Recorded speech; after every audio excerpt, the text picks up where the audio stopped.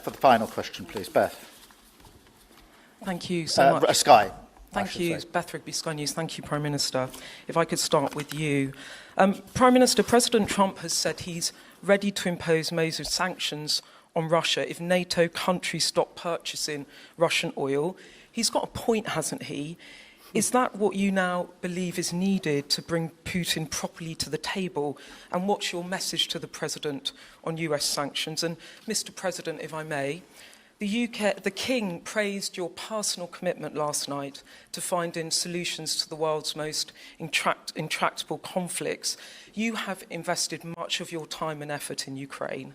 But even as you seek to broker a deal, President Putin is escalating the war. He's firing drones into NATO airspace. You say he has let you down.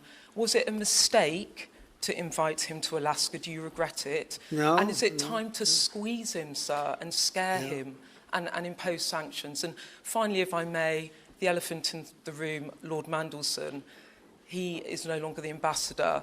Do you have some sympathy with him that he lost his job over historic links to Jeffrey Epstein? Thank you very much, sir. I don't know him, actually. I had heard that, and I think maybe the Prime Minister would be better speaking of that. That was a choice that he made, and I don't know. What is your answer to that? Well, I mean, it's very straightforward.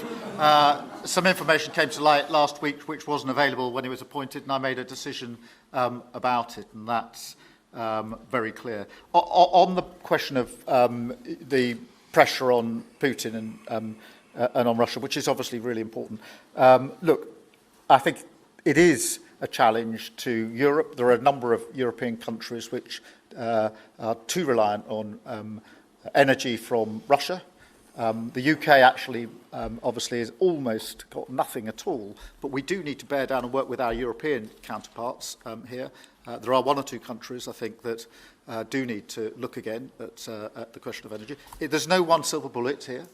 We do have to have a wider suite of sanctions, which we've put in place a number of times, working across Europe and with the United States. And of course, we must, and we are, making sure that Ukraine is in the strongest position now, because one of my long concerns here has been that whilst we talk about a ceasefire, and we all want a ceasefire, and we talk about what might happen after a ceasefire, we mustn't forget that Ukraine needs our support now. And we've said we stand with Ukraine from the start to the finish, and that means we must continue to supply them with what they need in order to fight this war, which of course resulted from and is a result of Russian aggression. We have particularly